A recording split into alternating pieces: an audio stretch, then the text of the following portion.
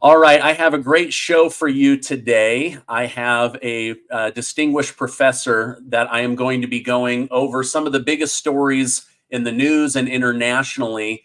Dr. Gad Saad, thank you so much for joining me today. Thank you for having me. Great to be with you. So, let me give some background to my audience. I've seen you several times on the Joe Rogan Experience. I assure you, we're not going to go 3 hours. But Professor Saad is a professor, a writer, an author, a deep thinker, and someone who gets pulled into conversations that he may or may not want to talk about. But I appreciate you coming on today. The first thing that I wanted to go over with you is you've spoken openly about Israel, Palestine, over the years, the disappearance of Jews and Christians from Europe, Turkey, parts of Africa. I've never been to the Middle East or Israel, so I admit I don't fully understand the war that's going on in this region. But let's start with the attack on Israel on October 7th. What are your thoughts on that attack? Well, of course, it was a level of barbarity that's difficult for most people to comprehend. Now, even for someone like me who hails from the Middle East, for your viewers and listeners who may not know my background, uh, I was part of the very small, dwindling community of Lebanese Jews that had steadfastly remained in Lebanon in the 70s, even though the writing was somewhat on the wall, that it was probably not a viable long-term future for Jews to be in the Middle East. But my family was well entrenched in Lebanese society, and then the civil war broke out in 1975. It became impossible to be Jewish in Lebanon, and most wars are judged against the brutality of the Lebanese civil war, because that war was, it pitted neighbor against neighbor. People who lived next to each other for years, for decades, suddenly became enemies because you're of the wrong religion, because you're not of the right religious heritage. And being Jewish, there weren't too many people who were going to look fondly upon you, because again, as you pointed out in your introduction, religious minorities don't typically end up faring too well in lands that are ruled by Islam. Now, in Lebanon, it used to be at one point a largely Christian nation, about two-thirds Christian. Today, it's flipped. It's now a Muslim majority. There are 56 countries that are part of the IOC, the Islamic Organization of Cooperation, or I can't remember what the acronym is. It's a cabal of 56 Islamic nations. All those nations once did not have a single Muslim in them. And then bat your eyes, and then suddenly they're 90% Islamic, 99% Islamic. So what happened to the Christians in Iraq? What happens to the Christians in Syria? What happened to the Coptic Christians in Egypt? Each of those countries used to be majority Christian. And of course, there were huge Jewish populations all over the Middle East before Christianity existed, before Islam existed. And now there are almost no Jews left. So in that grand existential sense, it doesn't surprise me that there was an attack on October 7th. What perhaps, even for someone with my background, surprises me is the level of depravity. But frankly, this is exactly what I've been warning people for decades, which is that this has nothing to do with contested land. It's not because we want to draw the land here, but you want to draw there. It's not a fight on occupation. The Jews cannot exist in Arabia. It is an affront to Islam in general that Jews have sovereignty, right? So Islam can tolerate you as long as you are a dhimmi. A dhimmi is an Arabic word, it's a Quranic concept, which basically means that when Islam comes in and rules a land, if you are part of the what's called people of the book, so Christians and Jews, we may not force you to convert. We may not chop off your head. We may tolerate your existence, but you have to know your place. And it's not even a second-class citizen, it's a third-class citizen.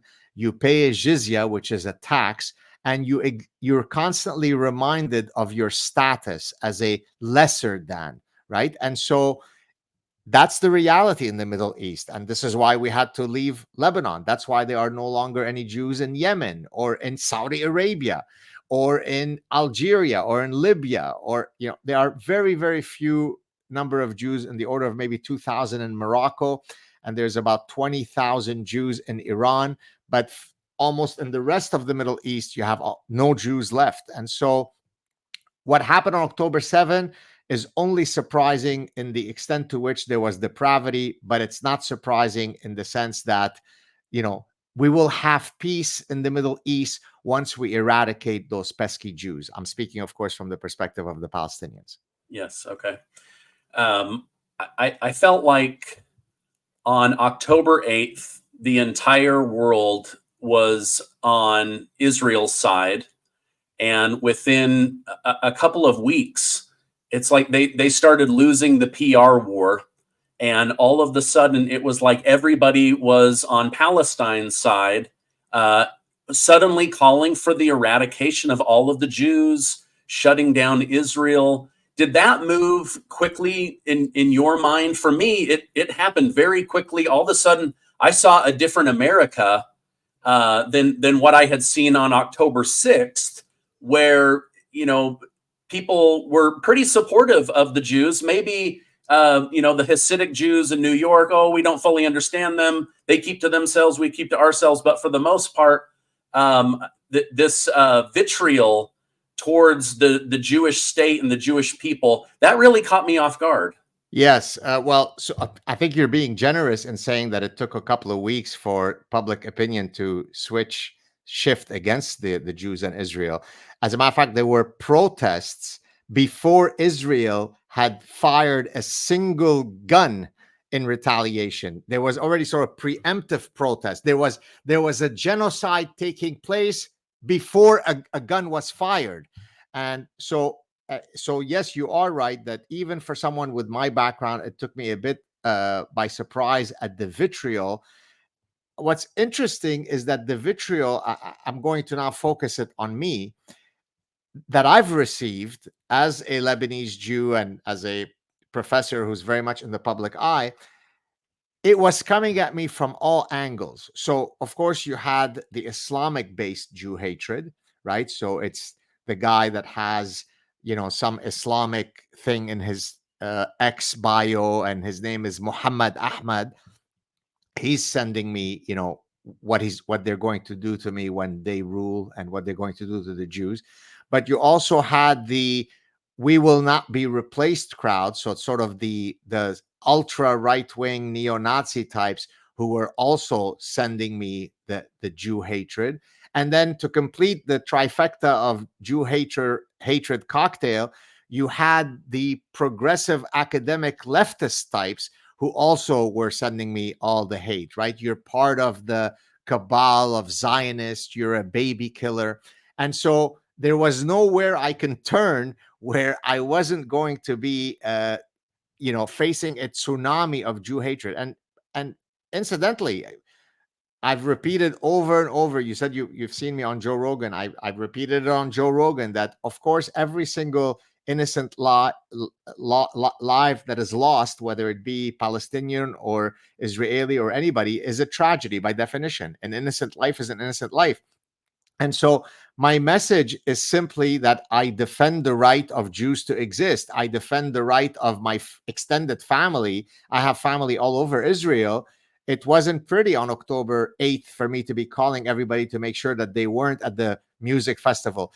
But the mere fact that I cared that my family wasn't exterminated demonstrated that I was a Zionist baby killer, right? And so it is a level of debauchery, of existential debauchery, that's very, very difficult to handle.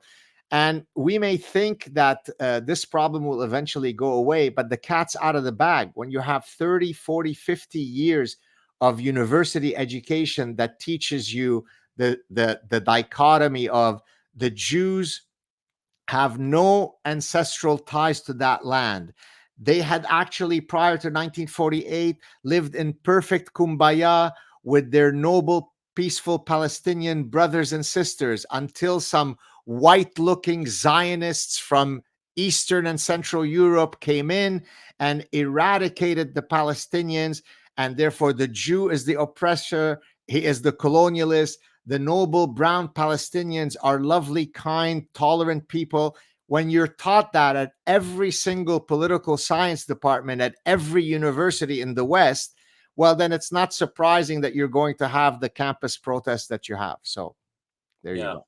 Okay. I wanted to, I actually do want to hit on those, but something you wrote, and I'm paraphrasing because I went back and I couldn't find it. But it essentially came across as a warning to the West. You had said or tweeted that Islam or the Muslim world sees the West as a woman ready to be mounted. I have a feeling what you mean by that, but since you're here with me, what did you mean by that? So look, Arabic is a very flowery language and a very poetic language and a very vivid language, so that even if you're saying niceties, so if men are interacting with each other, I go to a butcher shop, let's say in an Arabic context, the butcher will look at me and say, "Oh, what can I get your beautiful eyes?"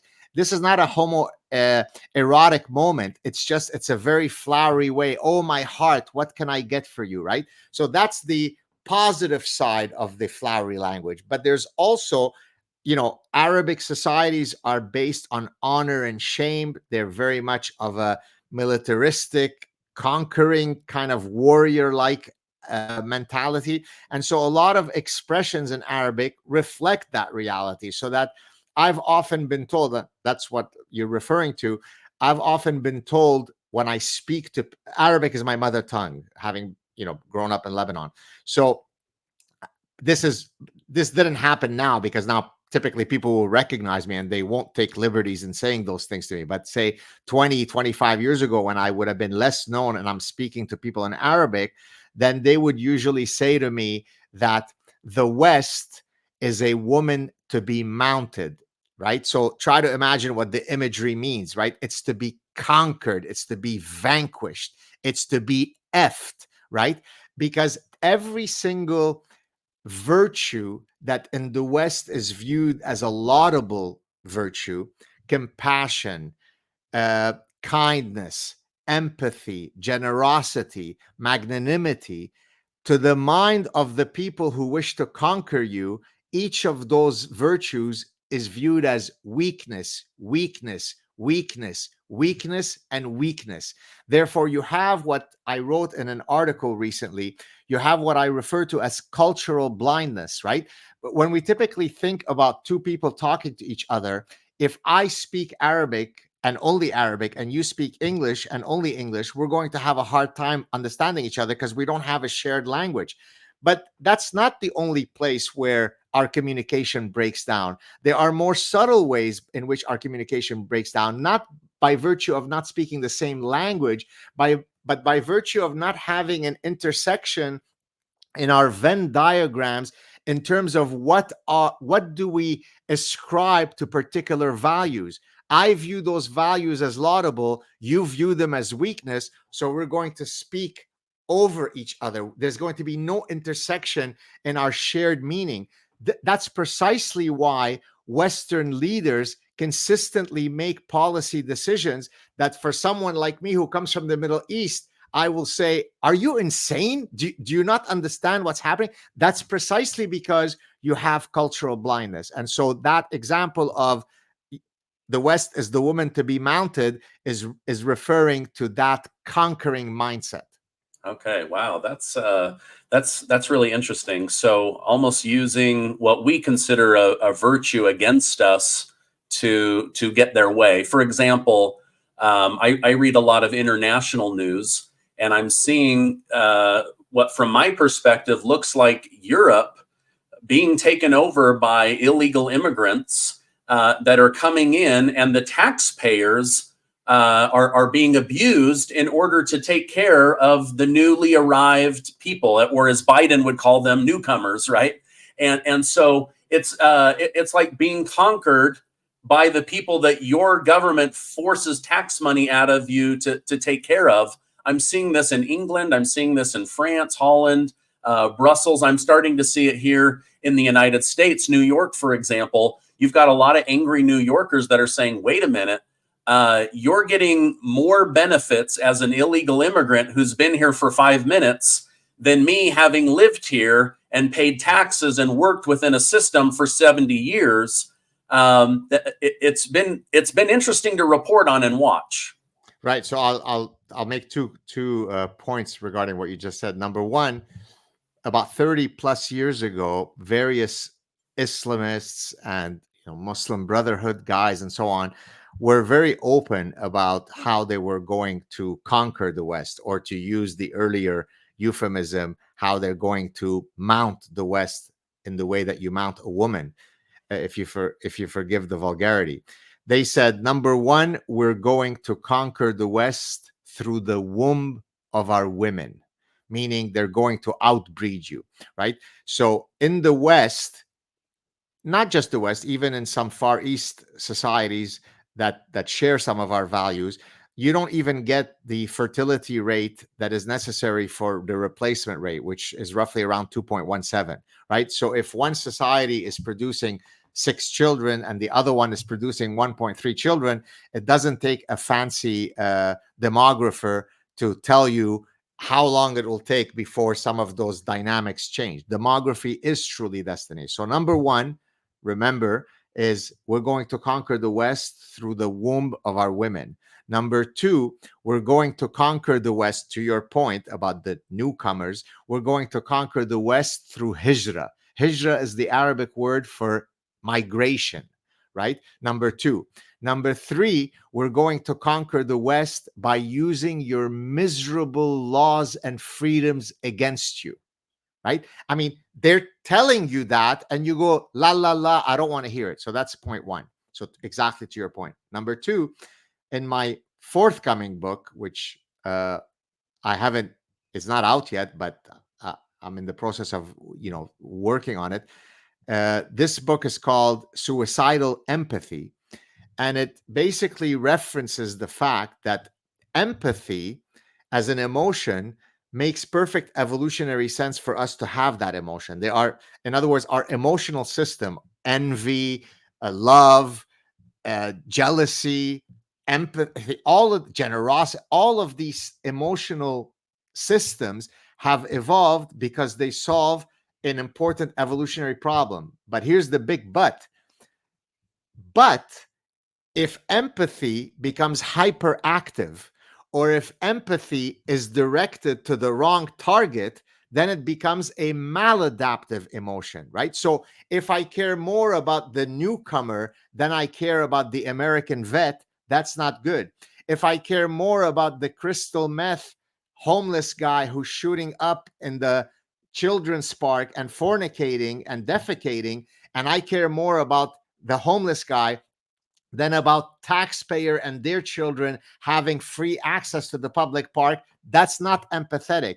If I care more about the felon who's previously been arrested 67 times, well, let's give him a 68th chance, because maybe the 68th time he'll turn it around. It's not really nice for us to put him in the penal system because, he was born of a darker skin, and therefore society's already turned him into a victim. And we shouldn't turn him into more of a victim by putting him in prison. And therefore, that's why we have to give him a 68th chance after he's been arrested.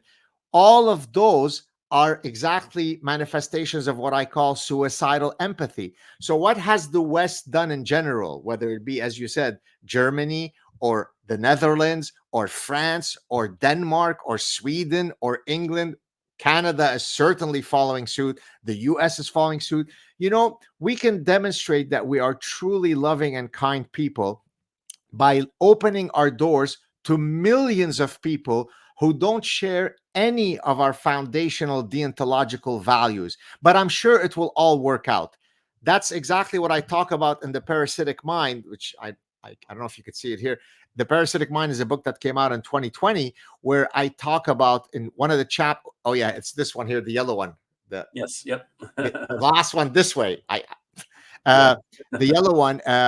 I have a chapter on ostrich parasitic syndrome. Now, why do I call it ostrich parasitic syndrome? Because even though the ostrich doesn't truly bury its head in the sand, the metaphor now everybody understands that what it means. It's a mechanism by which I negate reality. I reject reality. I bury my head in the sand, and hopefully the problem goes away. So if you let in, for example, people into Canada, let's go with Canada. So now everybody's scratching their head. Why is there such an exponential, astronomical growth in Jew hatred in Canada? Well, let's see if we can break down this mystery. All right. And as I do that, let me just begin with an analogy. On any day that I go, bear with me, I'm going to come back to the point. Okay. On any given day that I go on a diet, one of three things can happen to my weight at the end of that day, based on the decisions that I made that day. My weight can go up, my weight can stay the same, or my weight can go down. There are only three states of the world, right? Now, let's apply that tripartite mechanism to, say, Jew hatred and immigration. So now you see where I'm going with this. If I let in hundreds of thousands of people that hail from societies where when you poll the people in those societies, they return 95 to 99% of polled people have endemic Jew hatred. Let me repeat that for your listeners. So these are Pew studies. So Pew is kind of a woke, so they're certainly not ultra right-wing guys. So Pew surveys, when you survey people from Islamic societies and you ask them, what are your views on Jews? If you got 10% of the polled people saying that they hate the Jews, that would be a problem. If it were 10%, that would be 1 out of every 10. When you get 95 to 99% saying that they hate the Jews, and now you let in 500,000 people in a year to Canada that hail from those societies, let's apply the tripartite model. What do you think is going to happen in Canada? Is Jew hatred going to go up? Is it going to stay the same, or is it going to go down? My God, what a mystery. We really need Professor Saad to come and elucidate this rocket science mystery for us. So that's what ostrich parasitic syndrome is. It's basically living in la la land and completely negating every single natural law of cause and effect. If you let in people that don't share your values, it's going to create schisms within your society. Yeah, no, that makes total sense to me. Do you just since you brought up Canada, sure, and you brought up the example of, even if we don't speak the same language, we may see things totally different. So I'm from Utah. It's from a predominantly European conservative Christian out west, away from New York and the East Coast. I look at Canada and I go, oh my gosh, Justin Trudeau is a maniac. His love for letting illegals in, his opening up this idea of allowing people that are miserable or sick or don't have the money to have an assisted suicide, how expensive housing has become, on and on and on. The trucker rally, getting into people's bank accounts, shutting down their businesses. From your perspective now, being in Canada, how do you see Justin Trudeau as a leader?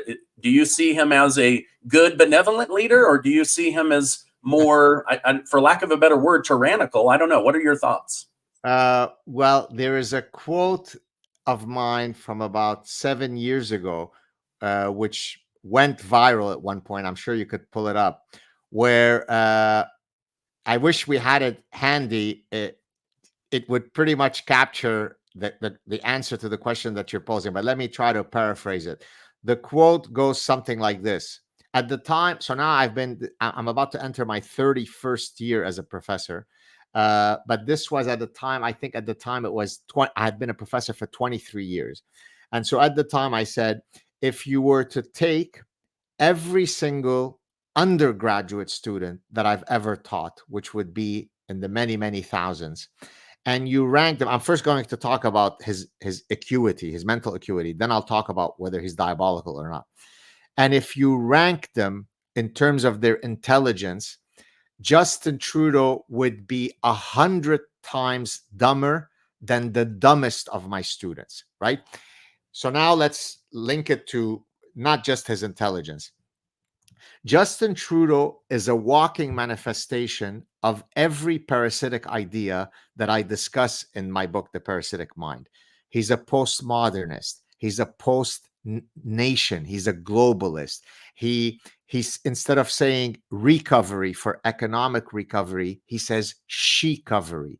Instead of saying recession, he says she-session, because he is using feminist language to explain the economy, because he's so empathetic. He's a lot more empathetic than ogres like you and me. You see, he's a male feminist. He's got a feminist fiscal policy. He's got a feminist global policy. He's kind. He doesn't believe that any religions are better than any others. Right? So he wants to tax you more. Just to give you a sense, in Canada, I work from January till end of August for the government, and only starting in September, I keep my money. It's a way to demonstrate what the taxes are in Canada. So just to give you a sense, the highest tax bracket for the federal government is 33%. The highest tax bracket at the provincial level in Quebec, it's 25%. So now we're already well beyond 50%. We're at 58%. Now, so now I've got 42% left, right? Okay. Now, if I go and spend that 42% left, right? I made $1, but you've already taken 58 cents. I only have 42 cents left. That 42 cents, if I go and buy stuff, you take 15% of that, because we have both a provincial sales tax and a federal sales tax, what's called the GST, goods and services tax, at the federal level. So now you took another 15%. Then there is property tax. Then there is school tax. Then there is carbon tax. Then there is gas tax. So at the end of the year, I would be very lucky if I were to retain 30 cents on the dollar. So when it comes to comparing the most autocratic slave system, so, right, a slave owns nothing, right? My entire, from January 1st till December 31st, I own nothing. I only work for you. I'm a slave. Well, if I work for you, Justin Trudeau, until the end of August or early September, I'm a lot more to being a slave than to be a free man with full autonomy. So Justin Trudeau is a dictatorial parasite that has beautiful hair and is tall. Therefore, it's okay if he's a dictator, because at least he legalized marijuana. And that's literally what millions of Canadians said. Not once, not twice, but 3 times. He's now been prime minister on 3 separate occasions. By the way, in none of the occasions did he get more than 30 something percent of the votes. But because of the parliamentary system of Canada, he's able to become prime minister, even though 6 to 7 out of 10 Canadians voted against him, yet he's now been prime minister for 8 years. So it's a total travesty. And this is why I am desperate to leave Canada. Maybe you guys could take me in as a political refugee. Hey, Utah would love to have you. Yeah, Justin Trudeau, he gave a speech not long ago. I had to go back and watch it because I was like, oh, wait a minute. That was like a master class in political talk. He was asked the question, are you concerned for Canadian citizens because life has become so expensive?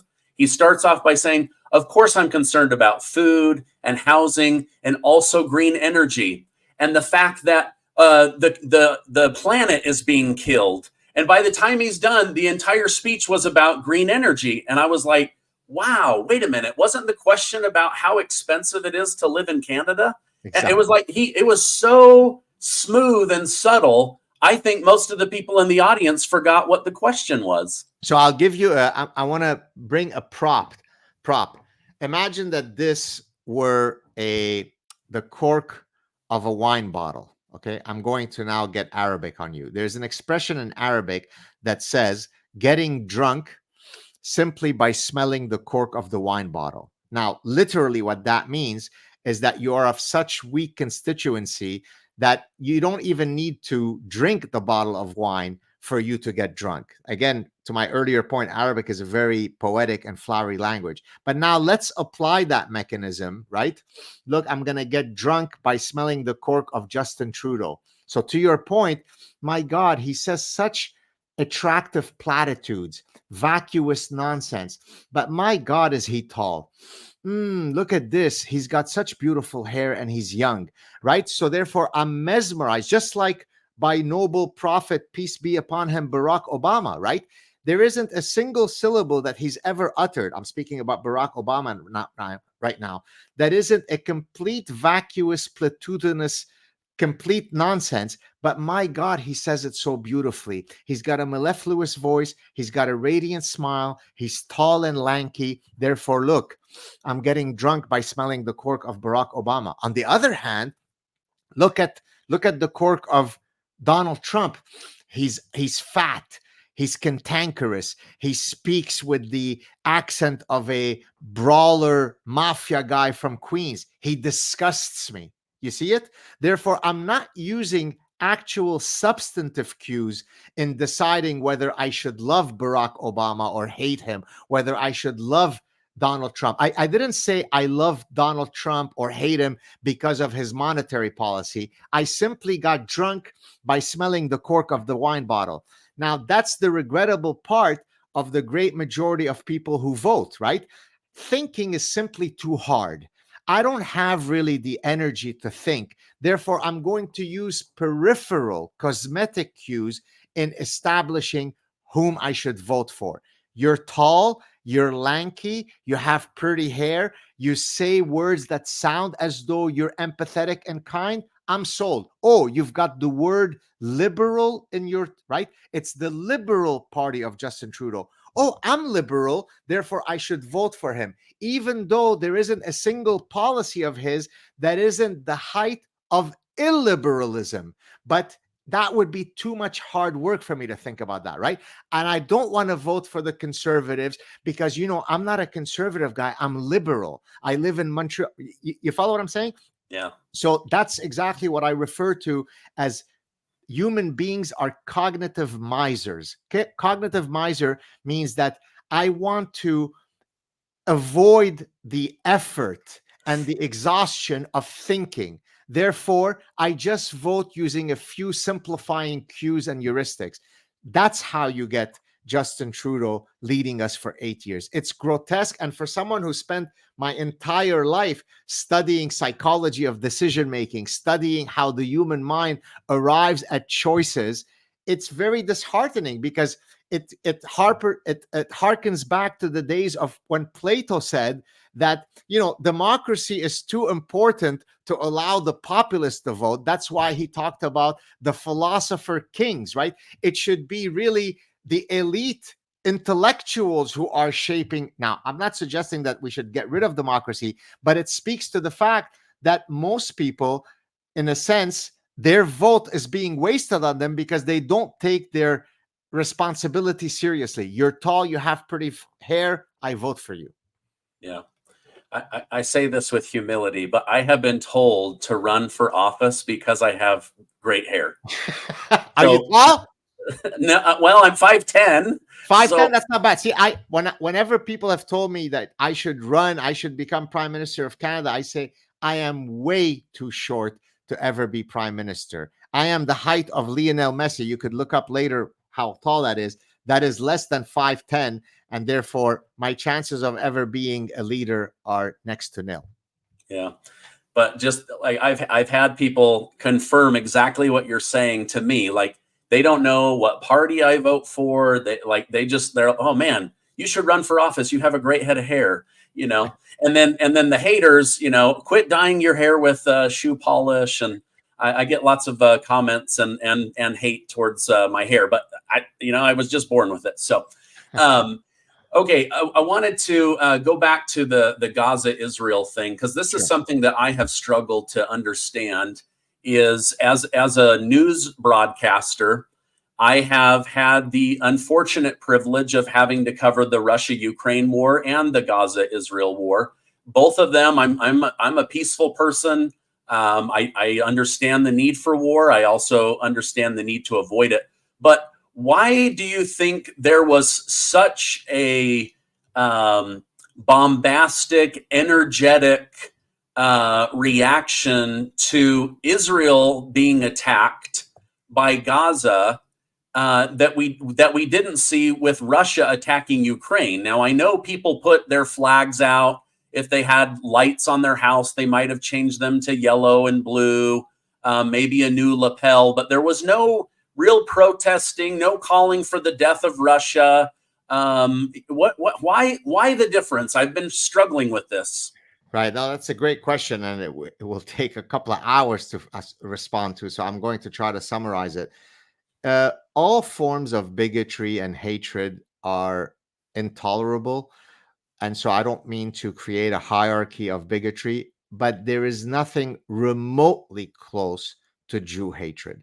Jew hatred is a cancer of the human soul, right? Now, that again, that doesn't mean I don't mean to imply that that means if you are homophobic that that's not as serious, or if you hate black people, that's not also something that's reprehensible. All forms of bigotry where you're not judging a person based on the merits of their character and the flaws of their character is a bad thing, right? That's why Martin Luther King is Martin Luther King, because he recognized that in his famous "I Have a Dream" speech.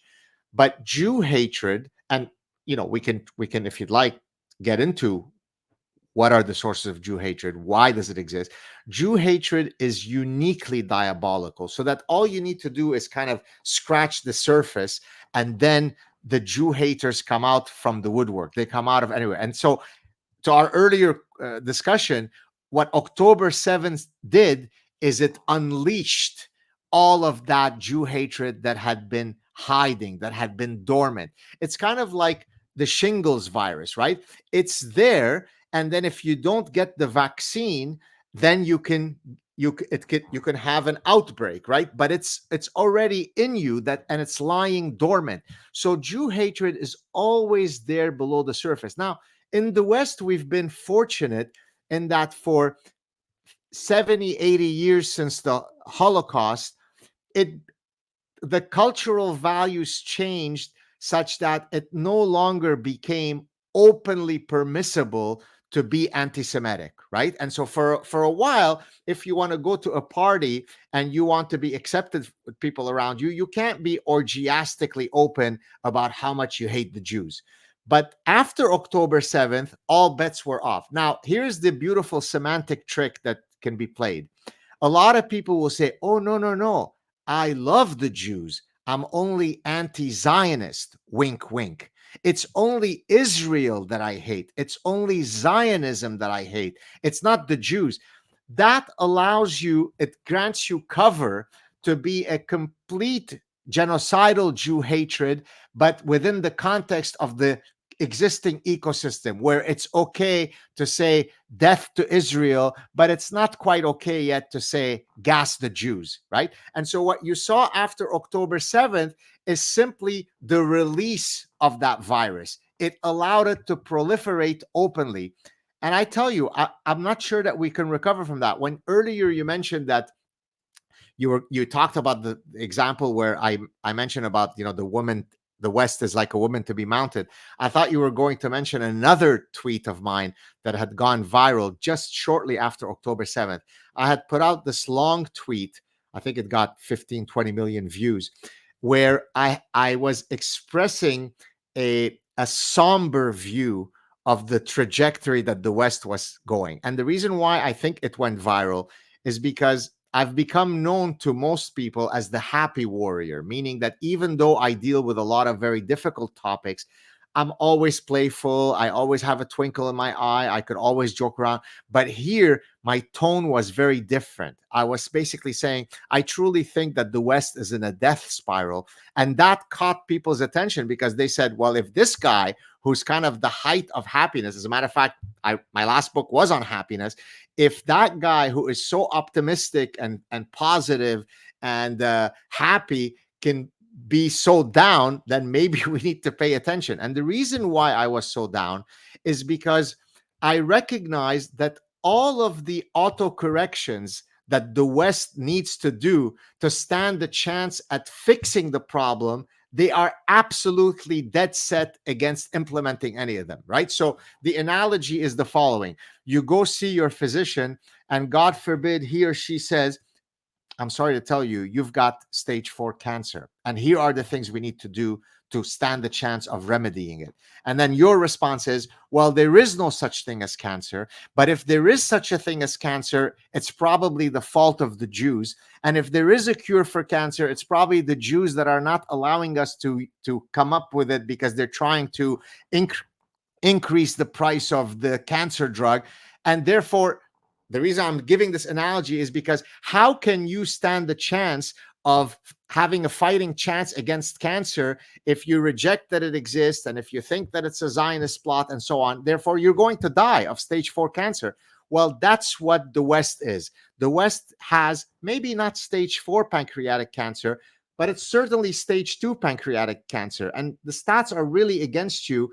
And the way that you're fighting against it, you're doubling down on every policy that has led us to where we are. One final point, forgive, I hope I'm not being too long-winded. One of the things that people don't understand is they don't have the imagination of a long-term view of how these dynamics happen. So, for example, when the Taliban were asked about, the West, they said, you may have all the watches, but we've got all the time in the world, inshallah. Meaning that the game is a long one, right? So it may not be in 5 years that Utah falls under the spell of Islam. It may be 50 years. It may be 500 years. But inshallah, we're coming for you in Utah and in Salt Lake City. It may take longer but what most people see is, I look around me today. I live in Orlando, Florida. I'm going to get my tomatoes for tonight's pasta dinner. It's my daughter's wedding next week.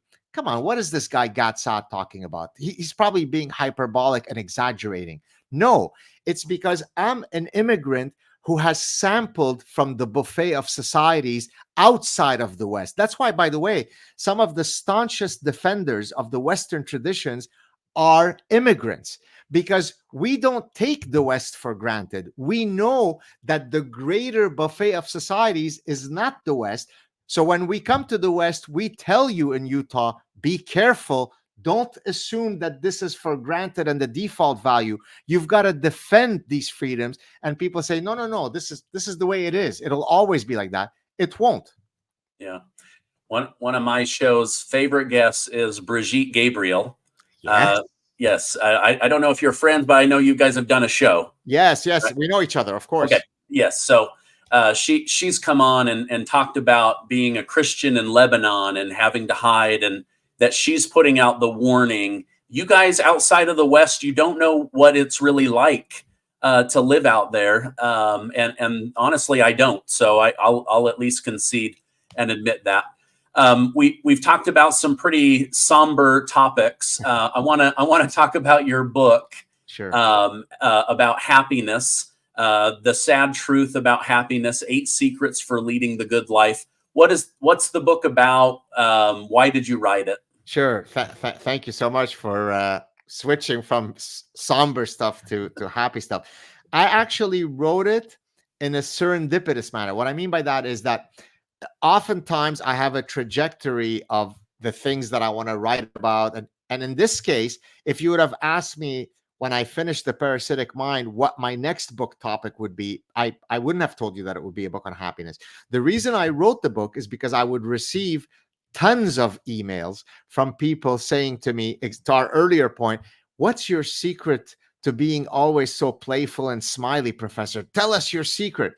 And enough people wrote that to me that I thought, why not take a shot at writing a book on happiness? But I was a bit tepid at first because, as you may or may not know, out of all the topics that philosophers have covered through millennia of writing and thinking, probably none has been covered as much as how to live the good life, right? I mean, there are several ancient Greek schools of thought that are largely dedicated to what constitutes the good life.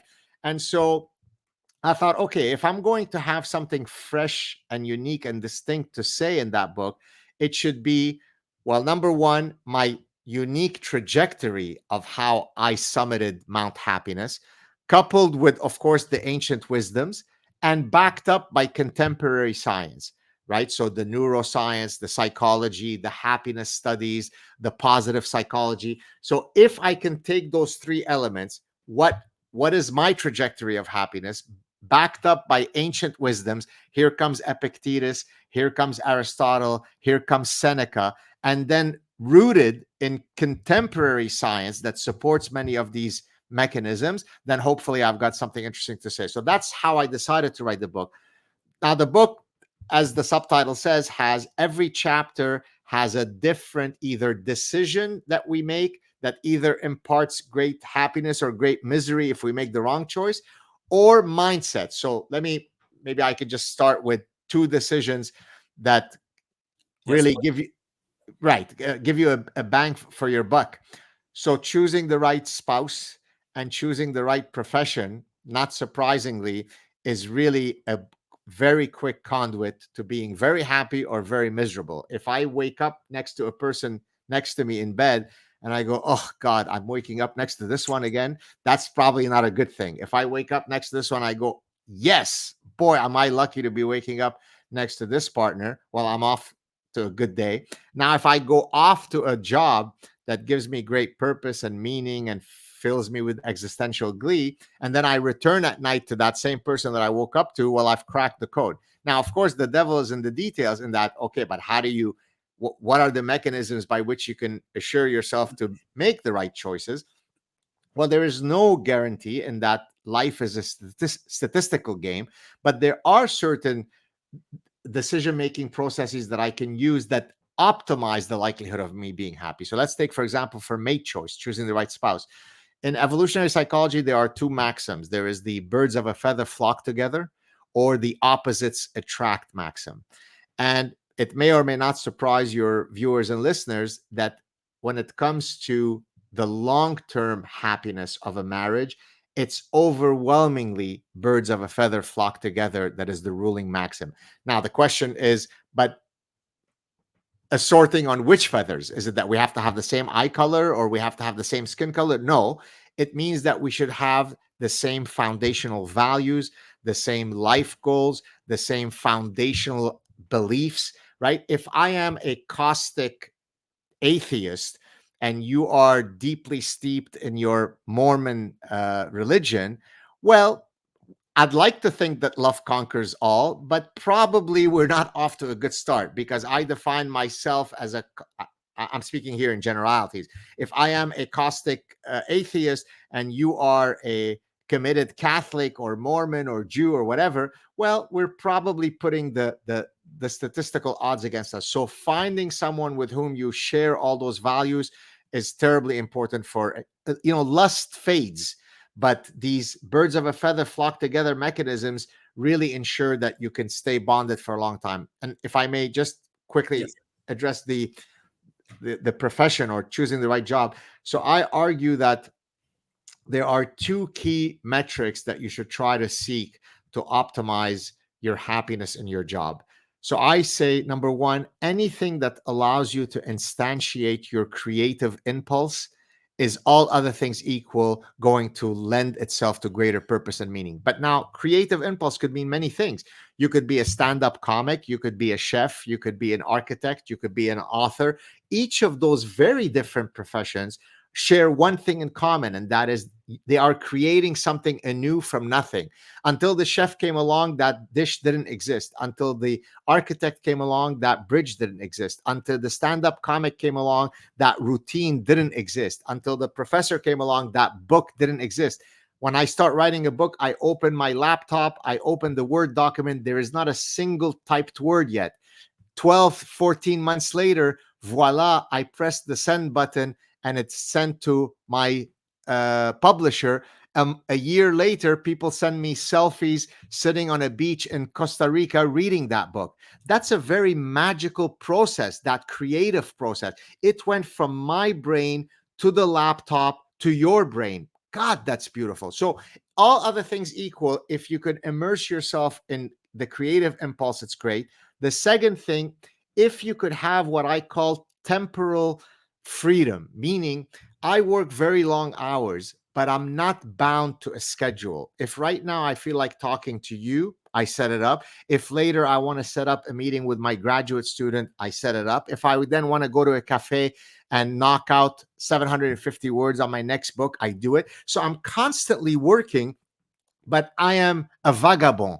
I am moving around from thing to thing. That gives me a great sense of temporal freedom. Whereas compare that, say, to even a pilot. Once those doors close and we're going from Montreal to Singapore, my fate is sealed for the next 16 hours. I can't vagabond around. So I say, if possible, if you can instantiate your creative impulse and have some sort of temporal freedom, boy, you're going to be happy occupationally. All right, great. Well, I look forward to the book. I can honestly say I've got 2 of the 8. It sounds like I have a really great marriage, and I've had many careers, but I've been able to find happiness in them or move on from them. I'm not a tree, so if I don't want to put down roots, I don't put down roots. But it has led to a good life, and having my family has led to a good life. I'm going to put a link to the book down below. If it's okay, I would like to push people to your YouTube as well as your X account, so that they can continue to follow you. Professor, thank you so much for coming on. This has been a great conversation. I can see why Joe Rogan wants to talk to you for 2 or 3 hours at a time, but I value your time and want to be respectful. But thank you again for coming on. Thank you, sir. Great to be with you. Cheers.